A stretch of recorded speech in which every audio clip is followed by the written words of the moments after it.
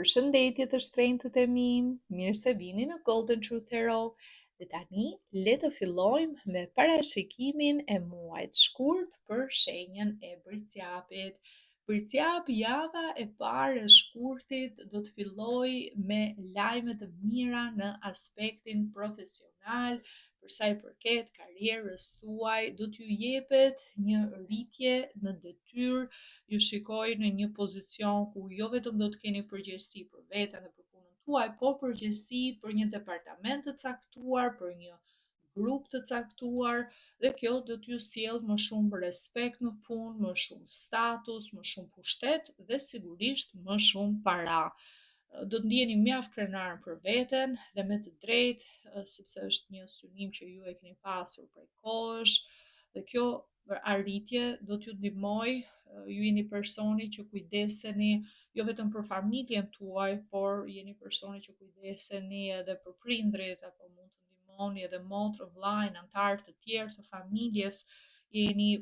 ajo shtylla e fortë që të gjithë vinë dhe mbështeten tek ju. Nga ana tjetër, për disa bërqap, sidomos për femrat e shenjës së Bërqapit,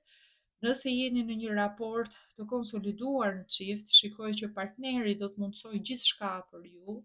Partneri do të bëjë të pamundurën nga ana financiare, që mos ju mungoj asgjë, pavarësisht zgjedhjes tuaj për të fokusuar te karriera juaj individuale. Keni qetësinë edhe keni atë rehatin të dini që gjithçka ekonomikisht jeni mirë dhe keni mbështetje, keni përkraje. Nga ana tjetër, nëse jeni single, kjo do t'jetë një javë ku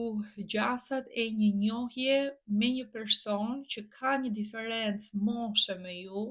dhe më e mira shpesh për femrat e shenjës së Bërqapit është kush ka diellin ose ascendente në Bërqap, është një njohje me një diferencë ose një lidhje dashurie me një diferencë moshe. Ato që funksionojnë më shumë janë 10 plus vite, dhe shikoj një person shumë të suksesshëm, një person shumë të pushtetshëm që mund të ketë simpati për ju, mund të fillojë një njohje shumë interesante. Shikoj edhe një njohje për çështje pune, mund t'ju lidh puna, mund t'ju lidh një shoqëria, po ky është një njerëz që mund të përfitoni jashtë mase, sidomos nëse bëhet fjalë për dikë që ka shenjën ascendente ose shenjën e diellit në dash. Një person nëse punon në shtet, nëse është një biznesmen shumë i njohur, pra një person me të ardhura shumë të mira, një person që mund t'ju ndihmojë edhe të gjejë një punë në shtet, apo në biznesin e tij, apo në një nga bizneset e tij, një javë mjaft e mirë dhe mjaft fitimprurse për shumë Bërqap. Java e dytë ju shikoj në një situatë ku do t'jeni në garë. Në garë do duhet të tregoni veten, do duhet të tregoni potencialin tuaj. Për shumë nga Bërqapët që do të fillojnë të pozicionin e ri të punës, tani do të kaloni nga niveli ku ishit më përpara në një nivel tjetër, dhe në këtë nivelin tjetër do të përballeni me konkurrencë, do të përballeni me garë, me njerëz të rinj, të cilët edhe ata duan të arrijnë ndoshta në një hap akoma më lart se sa ju. Dhe do të kuptoni që ambienti ka xhelozi, ka kërkesa të larta, ju duhet të jeni shumë luftarak, do të ketë shumë bryla në punë, sidomos me njerëzit që ju njohin, shumë garë, shumë rivalitet. Kjo do të vlejë për Bërqapët edhe për pjesën e shoqërisë. Nëse më përpara shumë nga miqtë tuaj, nga njerëzit që ju njihnit, ishin në nivele më lartë se ju, tani që ju jeni duke i arritur gjërat në të njëjtën ritëm si ata, ose po i kalonin atë garën e jetës, le të them, ju jeni më përpara, po bënin gjëra më shumë, keni arritur të fitoni më shumë para, jeni më mirë nga ana financiare. Tani do të shikoni një ndryshim në raport në sjellje të këtyre personave, në krahasim me si silleshin më përpara me ju, sa indiferent janë, sa ju kritikojnë, do të shikoni shenja xhelozie, do të shikoni shumë rivalitet, ego, unë kam më shumë, kush ka arritur, kush ka bërë më shumë, ju shikoj në një garë mjaft të fortë, do t'ju duhet të jeni luftarake dhe të tregoni vërtet kthjetrat në javën e dytë të shkurtit edhe të përballeni me situatat e ndryshme, sepse është një luftë më i forti fiton, më i forti, më i zoti, më personi që është më i shkatët arrin rezultatet më të mira. Lufta nuk është ndalur pavarësisht suksesit të javës së parë apo njojeve, kontakteve, misive, përkrajës së javës së parë. Në javën e dytë tani duhet të tregosh veten tënde pa ndihmën e dikujt tjetër, të tregosh vetë potencialin tënd. Java e tretë do të jetë një javë ndryshimi për shumë bërqak, një ndryshim që ka të bëjë me një shkëputje nga e shkuara, me një shkëputje nga fëmijëria, me një ndryshim të madh që shënon rritjen tënde si individ. Për disa bërqak, kjo do të vi me largimin nga shtëpia e prindërve, kur ti vendos të jetosh më vete, është një plan që ti ke menduar, ke mundësi ekonomike tani të paguarsh qëran, të kesh apartamentin tënd apo të blesh një banesë që është e jotja edhe të kesh më tepër autonominë tënde, kohën tënde, gjithçka. Për të tjerë, shikoj një situatë ku mund të jetë e kundërta, ku fëmijët janë në një fazë, në një moshë bërcjak që ata do të vendosin të kenë pavarësinë e tyre dhe të largohen dhe mund të jetë një javë e ngarkuar pak nga ana emocionale për shkak të zgjedhjes së tyre, ndryshimit, edhe për ju si prind do të jetë një ndryshim i vështirë, fakti që ato do të largohen edhe të kenë pavarësi, të bëjnë jetën e tyre, do jetë e ngarkuar kjo javë, plus kemi edhe java e tretë është për të gjithë shenjat për çdo person, është një javë intensive, sepse me datë 17 kemi vitin e ri kines ose vitin e ri sipas kalendarit hënor. Përveç asaj kemi dhe eklipsin diellor ose eklipsin e hënës së re në ujor, që është energji që udhëhiqet nga Saturni, një lloj si ju. Pra ngjarjet e kësaj jave janë ngjarje të shënuara, janë ngjarje karmike, ndonjëherë janë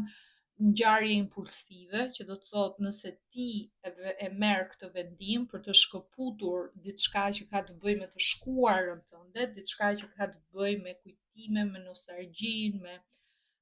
me një periudhë rinie ose me një periudhë të së shkuarës tënde dhe vendos të shkëputesh nga ajo, mund të jetë shkëputja nga një shok ose një shoqe që e ke njohur shumë vite më përpara dhe shikon shenja xhelozie, rivaliteti që ty nuk të pëlqen e vendos të shkëputesh nga ky person, mund të jetë një situatë ku ti vendos të heqesh dorë nga diçka që e ke mbajtur, e ke ruajtur për vite me radhë, nuk të shërben më në këtë cikël të ri të jetës tënde, mund të jetë një histori me kujtime që mund të kesh nga e shkuara. Çfarëdo qoftë për ty në mënyrë specifike, siguro që mos të nxitohesh. Nuk është asnjëherë mirë të marrësh vendime finale gjatë eklipseve, sepse eklipset janë energji shumë kaotike. Ngjarja aty çfarë mund të ndodh, mund të ngacmoj dhe të jetë një gjë e shënuar, por jo të vendosësh diçka përfundimisht në javën e tretë. Prit, bëj llogarit në mënyrë më praktike, shikoj gjërat më me ftohtësi, se ju shikoj shumë në atë euforinë e emocionit, e nostalgjisë, e ngarkesës e gjithçkaje. Prit deri në javën e fundit dhe në javën e fundit të shoh më tepër në atë energjinë e bërcjapit, më të qetë, më të kontrolluar, duke i bërë gjërat me llogari, në formë praktike. Pra çfarë është më e mira, çfarë më levërdis, si mund ta menaxhoj këtë gjë për të ardhmen. Edhe a ja vlen apo jo?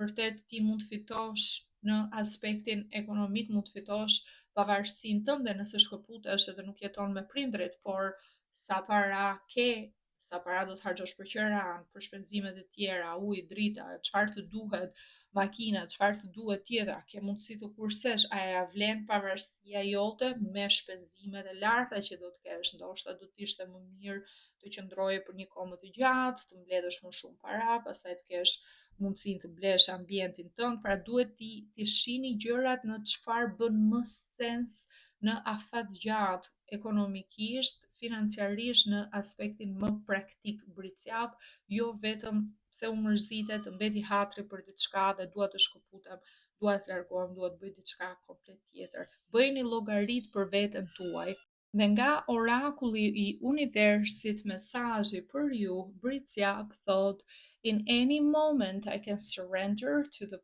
powerful presence of love through prayer, contemplation and stillness. Pra, në çdo moment